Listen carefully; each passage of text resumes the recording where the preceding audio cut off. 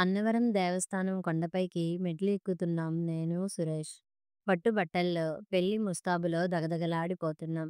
మా ముందు పెద్ద బాబాయి, పెద్ద పిన్ని, చిన్న బాబాయి, చిన్న పిన్ని, వెనుక అత్తయ్య, మామయ్య జంటలుగా ఎక్కుతున్నారు. దారంతా కోలాహలంగా, సందడిగా, భక్తులతో, పెళ్లి జంటలతో కిటకిటలాడుతోంది. పెద్ద బాబాయి, మామయ్య ముందుగా వెళ్ళి టికెట్లిచ్చే కౌంటర్‌లో శ్రీ సత్యనారాయణ స్వామి వ్రతం టికెట్లు కొన్నారు. చిన్న బాబాయి, చిన్న పిన్ని కలిసి వ్రతానికి కావలసిన పూజా సామగ్రిని కొంటున్నారు. అందరం కలిసి వ్రతాలు జరిపించే చావడిల దగ్గరికి వెళ్ళాము. ఇంకా వ్రతాలు మొదలుపెట్టని చావడి దగ్గరికి అంతా కలిసి వెళ్ళి, అనువుగా అందరం ఒకే దగ్గర వ్రతాలు చేయించుకునే ప్రదేశాలని వెతుకుతున్నారు బాబాయి వాళ్ళు. సురేష్, నేను మాత్రం ఇదేమీ పట్టనట్లు ఒకరి వెంక ఒకరం దొంగచూపులు చూసుకుంటున్నాము. మొత్తానికి అందరికీ స్థలాలు అమిరాయి. మరొక స్థలం చూపించి 3 జంటలు వాళ్ళ వాళ్ళ స్థలాల్లో కూర్చున్నారు. అన్ని జంటల ముందు వ్రతం చేయించే పసుపు పచ్చని చదరపు వస్త్రాలు, దీపపు ప్రమిదలు, నీళ్ల గ్లాసులు, స్వామివారి ముద్రలు, ఆకులు, వక్కలు లాంటి వ్రత సరంజామా అంతా తీసుకొచ్చి సర్దిపెట్టారు అర్చకులు. మైకులో వ్రత విధానం చెప్పి వ్రతం చేయించబోయే పురోహితుడు భక్తులకి ఏవేవో సూచనలు చెప్తున్నారు. సురేష్, నేను నిలబడే ఉన్నాం. పెద్ద బాబాయి, పెద్ద పిన్ని మమ్మల్ని కూర్చోమని సైగలు చేస్తున్నారు. కానీ సురేష్ అదేమీ పట్టించుకోవడం లేదు. నా చేయి పట్టుకుని దూరంగా లాక్కెళ్ళిపోతున్నాడు. వెనుక నుండి బాబాయ్ వాళ్ళు గట్టిగా అరుస్తున్నారు. సురేష్, సురేష్ ఆగు, ఎక్కడికి? నేను అరుస్తున్నాను. అక్కా, లేవే! చెవిలో పెద్దగా శివ అరిచిన కేక. త్రుళ్ళిపడి కళ్ళు తెరిచాను నేను. చుట్టూ చూశాను. అంతా అయోమయంగా ఉంది. నేనున్నది అన్నవరంలో సురేష్ ప్రక్కన కాదు, నా మంచం మీద. నా పక్కన కూర్చుని నా తమ్ముడు శివ నన్ను పట్టుకుని కుదుపుతూ నవ్వుతున్నాడు. ఏమిటక్కా, అప్పుడే బావగారు కల్లోకి వచ్చేశారా?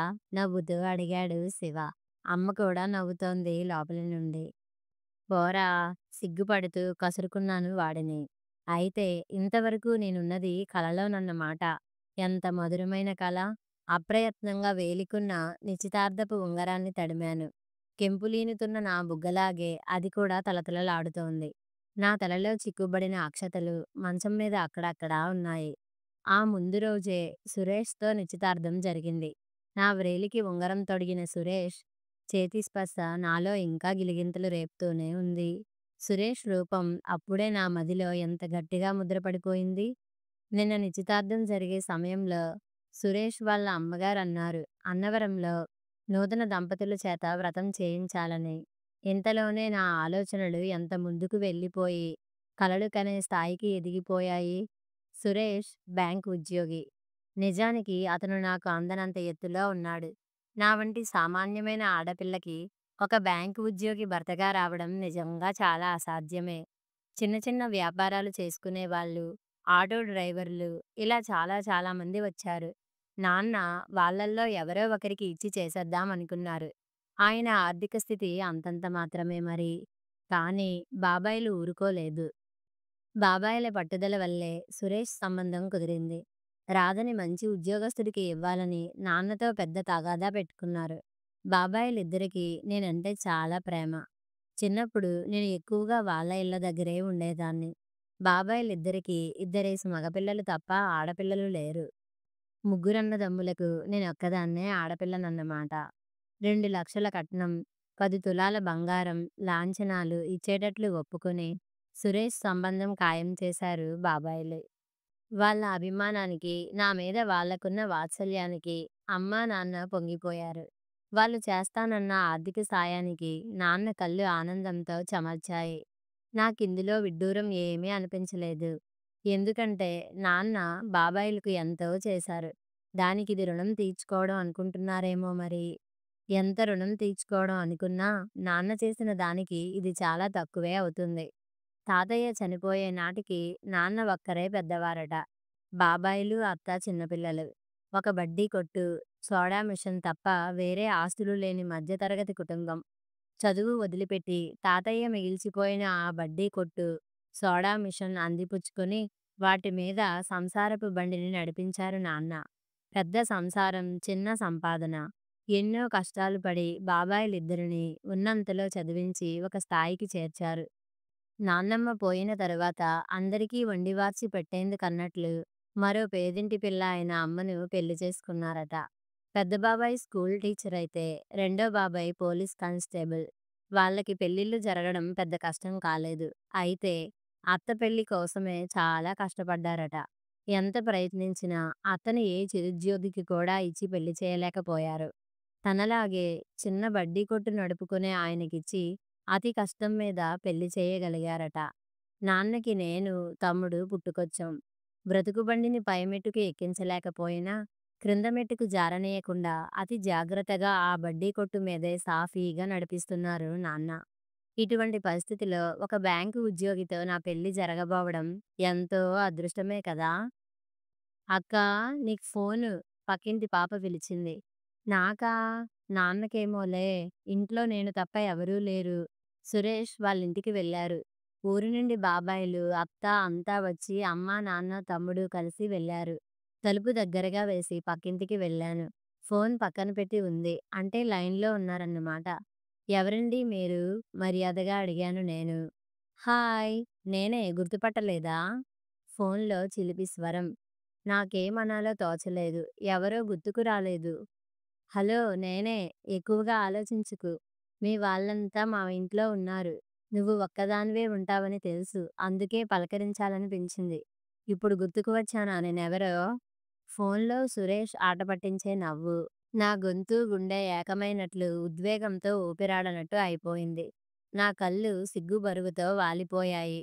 బుగ్గలు మందారాలయ్యాయి. ఫోన్‌లో సురేష్ పిలుస్తున్నాడు. నా నోట మాట రావడం లేదు. పక్కింటి ఆంటీ నా వంకే కుతూహలంగా చూస్తోంది.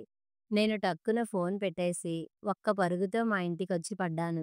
మనసు మందలిస్తోంది. సురేష్ చెప్పేది పూర్తిగా వినకుండా ఫోన్ పెట్టేశానేమో!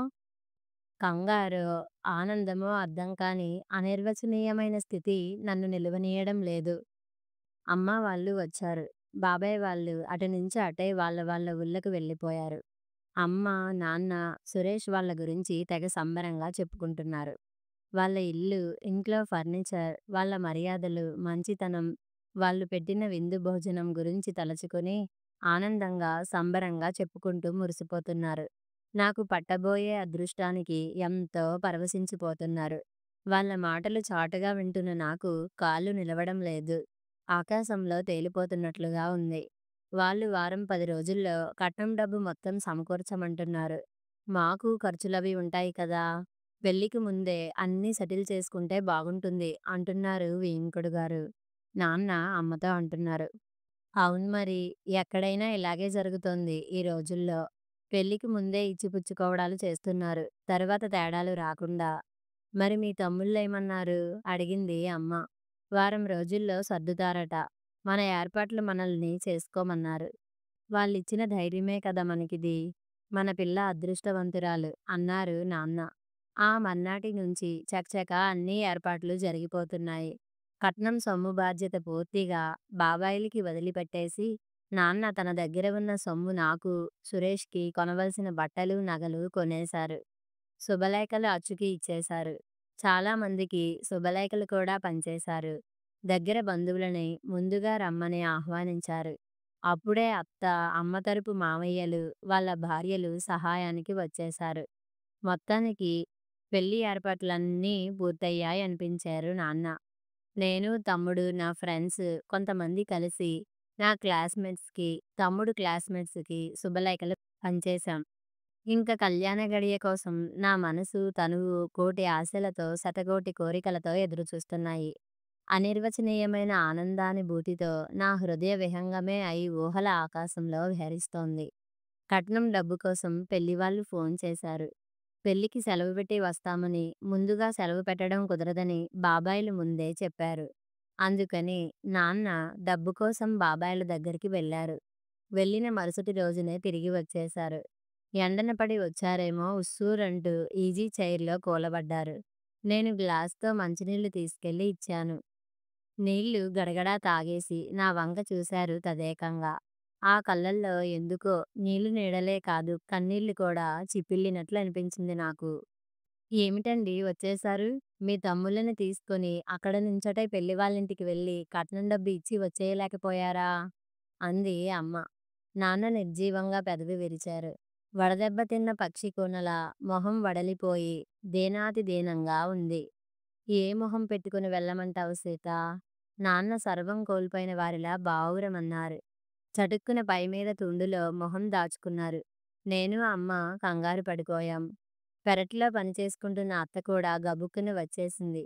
కొంచెం తేరుకున్న తర్వాత నాన్న నిదానంగా చెప్పారు. తమ్ముళ్ళిద్దరూ చెరో 25,000 ఇచ్చారు. అంతకంటే తమ వల్ల కాదన్నారు. నాన్న మాట విని అమ్మా నేను అవాక్కయిపోయాం. అదేమిటి చెరో 1,00,000 ఇస్తే కట్నం సరిపోతుందనుకున్నాం కదా! మనం అనుకున్నాం.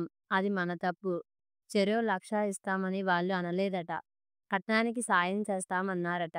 ఆడపిల్లని కన్న తర్వాత అంత అజాగ్రత్తగా ఉండడులే మా అన్నయ్య. ఎంతో వెనకేసే ఉంటాడు అనుకున్నారట. ఎంత అన్యాయం! పూర్తిగా వాళ్ళ మాటలు నమ్మి కదండీ మనం ఇలా దిగిపోయాం. వాళ్ళకి చేసిందంతా మర్చిపోయి చివరికి మొండి చెయ్యి చూపిస్తారా దుర్మార్గులు? పూర్తిగా డేలా పడిపోయిన అమ్మ గద్గదంగా అంది. అలా అనకు సీత. నా బాధ్యతగా వాళ్ళకి చేశాను. వాళ్ళకున్న ఆ చిన్న ఉద్యోగాల్లో పెళ్ళాం పిల్లల్ని చూసుకుంటూ ఇంతకంటే ఎక్కువ సహాయం చేస్తారనుకోవడం మన భ్రమే కదా! వాళ్ళేం చేయగలరు శక్తికి మించి? నాన్న వేదాంతిలా అన్నారు. అమ్మకి చాలా కోపం వచ్చేసింది. కోపం, దుఃఖం కలగలిసిపోయి ముక్కు, మొహం ఎర్రగా అయిపోయాయి. అవును. మీ బాధ్యత. మరి మీ పిల్లల బాధ్యత ఎవరిది? కన్నపిల్లల భవిష్యత్తు గాలికొదిలేసి తమ్ముళ్ళ కోసం పాటుపడ్డారు కదా!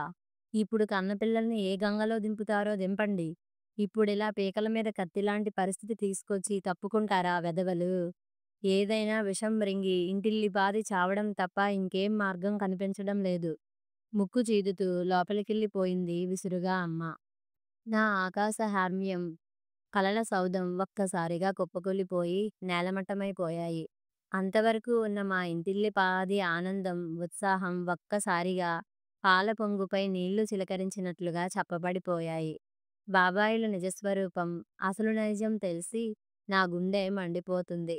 వాళ్ళ భార్యలు తెచ్చిన కట్నం డబ్బులు భద్రంగా బ్యాంకుల్లోనే ఉన్నాయి. వాటిని కదిపి నాన్నకి సాయం చేయడానికి వాళ్ళు నాన్నలాంటి అమాయకులు కాదు కదా! ఎవరో వస్తారని, ఏదో చేస్తారని ఎదురుచూసి మోసపోకుమా అన్న ఏదో సినిమా పాట గుర్తుకొస్తోంది నాకు. ఎంత నిజం ఉంది అందులో? ఇంటిల్లిపాదికి బాధ, బెంగ, ఆందోళన. ఎలా జరుగుతుంది? ఏం జరుగుతుంది? ఏమిటి చెయ్యడం అన్న టెన్షన్. బాబాయిలిద్దరూ ఇచ్చింది 50,000. దానికి మరొక 1,50,000 జతచేయడం మాటలా? అది నాన్న వల్ల అవుతుందా? అంతకు ముందే నగల కోసం, పెళ్లి ఖర్చుల కోసం నాన్న దొరికిన అప్పల్లా చేశారు. అయినా మానవ ప్రయత్నంగా మళ్ళీ అప్పుకు బయలుదేరారు. ఎక్కడికెళ్ళినా చుక్కెదురైంది. అమ్మ తన అన్నగారిని అడిగి చూసింది. మామయ్య ఇవ్వకపోగా ఆడపిల్లని కన్నవాళ్ళు ముందు నుంచి జాగ్రత్త పడాలమ్మా. ఆ మాత్రం జ్ఞానం లేకపోతే ఎలా? అని ఉచిత సలహా పారేశాడు. నాన్న బాధ చూడలేకుండా ఉన్నాను. ఏం చెయ్యాలి? ఏం చెయ్యాలి? అని తనలో తనే మదనపడుతూ మంచం మీద అటూ ఇటూ పొర్లుతారే తప్ప ఒక్క క్షణం కూడా స్థిమితంగా నిద్రపోడు నాన్న. తిండి తినడు. అమ్మ ఏడుపుకి అంతే లేదు. పెళ్లి ముహూర్తం 5 రోజుల్లోకి వచ్చింది. ఎవరం చెప్పకపోయినా విషయమంతా పెళ్లివాళ్ళకి తెలిసిపోయింది. అప్పుడప్పుడు ఫోన్లో చిలిపిగా పలకరించే సురేష్ ఫోన్ పలకరింపులు కట్టయిపోయాయి. సంబంధం క్యాన్సిల్ చేసుకుంటున్నట్లుగా వాళ్ళ నుంచి ఫోన్ కూడా వచ్చేసింది. విషయం తెలిసిన దగ్గర బంధువులు అందరూ, మామయ్యతో సహా అందరూ ఒక్కొక్కరే వెళ్ళిపోసాగారు. ఇంట్లో ఎవరో చనిపోయినట్లుగా అమ్మా, నాన్న గొల్లుమని ఏడ్చారు. నా పరిస్థితి వర్ణనాతీతమైపోయింది. ముక్కలైన హృదయం స్తబ్దుగా మారిపోయింది. ఇల్లంతా శ్మశాన నిశ్శబ్దం ఆవరించింది. అర్ధరాత్రి అయింది. ఎవరికి వాళ్ళే పడుకున్నారు గాని ఎవరూ నిద్రపోవడం లేదు. ముందుంది అసలు గండం. పెళ్లి శుభలేఖలు అందరికీ చేరిపోయాయి. ఆ రోజుకి అందరూ వచ్చేస్తారు. ఎలా ఈ పరిస్థితి తప్పించడం? ఫ్యాన్ వంక చూశాను. ఈ ఫ్యాన్‌కి ఉరివేసుకుని చనిపోతే? అసలు నా వల్లే కదా ఇదంతా! వద్దు. నా అంతరాత్మ హెచ్చరించింది. నేను చనిపోతే అమ్మా, నాన్న, తమ్ముడు ఉంటారా? వాళ్ళు చనిపోతారు. పెద్ద మచ్చ కూడా మిగులుతుంది. అస్థిమితంగా పెరట్లోకి వచ్చాను. పెరట్లో నులక మంచం మీద పడుకున్న అత్త కూడా అస్థిమితంగానే కదులుతుంది. పాపం అత్త. చిన్నతనం నుంచి అన్నగారి కష్ట సుఖాల్లో పాలు పంచుకున్న అత్త ఈ పరిస్థితుల్లో అన్నని వదిలి వెళ్ళలేకపోయింది. పేదింటి ఆడపిల్లగా పుట్టి పేదింటి ఇల్లాలుగానే మిగిలిపోయింది. అయినా ఉన్నంతలో ఆనందంగానే ఉంది. నాకు హఠాత్తుగా ఏదో జ్ఞానోదయం అయినట్లుగా అయింది. అత్త, నేను ఈ ఇంటి ఆడపడుచులమే. అవే పరిస్థితులు, అదే పేదరికం. మరి కథ చరివిత చరవణం కాదా? నా పరిస్థితి ఏమిటో నేను తెలుసుకోకుండా ఏదో భ్రమలో పడి, అత్తకంటే ఉన్నతమైన జీవితాన్ని ఆశించడం, ఏదో బ్యాంకు ఉద్యోగికి భార్యని కావాలనుకోవడం అత్యాశే కాదు, దురాశ కూడా. అత్తా! దగ్గరికి వెళ్ళి పిలిచాను. నా అలికిడికి, పిలుపుకి లేచి కూర్చుంది అత్త. కొంగుతో కళ్ళు గట్టిగా ఒత్తుకొని మొహం తుడుచుకుంది. నాన్నని తలుచుకొని బాధపడుతున్నావా అత్తా? నాన్న కోసం, నా కోసం ఒకటి చేస్తావా? నువ్వే చేయగలవు అత్తా! ఇంకెవ్వరూ చేయలేరు. ఏమిటమ్మా అది? చెయ్యి పట్టుకొని లాగి మంచం మీద కూర్చోబెట్టుకుంది అత్త. అత్తా! బావకి నన్ను చేసుకుంటావా? అన్నాను. ఉలిక్కి పడింది అత్త. నా వంక విస్మయంగా చూసింది. ఏమత్తా! బావకి నేనంటే ఇష్టం లేదా? అడిగాను. నాకు తెలుసు. బావకి నేనంటే చాలా ఇష్టం. చిన్నప్పటి నుంచి బావ, నేను నవ్వుతూ, త్రుళ్ళుతూ చాలా ఆనందంగా పెరిగాం. చిన్నప్పుడు మా ఇద్దరికీ పెళ్లి చేద్దామనుకున్నారు కూడా. బావ 12 వయసులో చెట్టు మీద నుంచి జారిపడి కాలు విరగ్గొట్టుకొని అవిటివాడయ్యాడు. ఆ తరువాత అమ్మా నాన్నల ఆలోచనల నుంచి, నా ఊహల నుంచి కనుమరుగైపోయాడు. కానీ రాధా, బావ అవిటివాడు. అత్త ఏదో చెప్పబోయింది. చప్పున అత్త నోరు చేత్తో మూసేశాను. అత్తా! ఇప్పుడు మేమందరం చచ్చిన శవాలతో సమానం. శవాల కన్నా అవిటితనం ఏమంత ఘోరమైంది కాదు. అనుకున్న ముహూర్తానికే నా పెళ్లి జరగకపోతే మేమందరం బ్రతికున్నా కూడా చనిపోయిన వాళ్ళతో సమానమే. ప్లీజ్ అత్తా, కాదనకు. బావ చేస్తున్న ఆ చిన్న వ్యాపారంతో నాకు 2 పూటలా తిండి పెట్టగలిగితే చాలు. నువ్వు బ్రతుకుతున్నంత ఆనందంగానూ నేను బ్రతకగలను. ప్లీజ్ అత్తా! ఎంతో దీనంగా కన్నీళ్లతో అర్థించాను. అత్త చప్పున నా 2 భుజాలు పట్టుకొని నన్ను దగ్గరికి లాక్కుని నన్ను తన గుండెల్లో పొదుముకుంది. ఆమె సమాధానం ఏమిటో వర్షిస్తున్న ఆమె కన్నీళ్లు చెప్పకనే చెబుతున్నాయి. హాయిగా ఊపిరి పీల్చుకున్నాను నేను. పెద్దలు నిశ్చయించిన ముహూర్తానికే బావతో పెళ్లి జరిగింది. కథ సమాప్తం.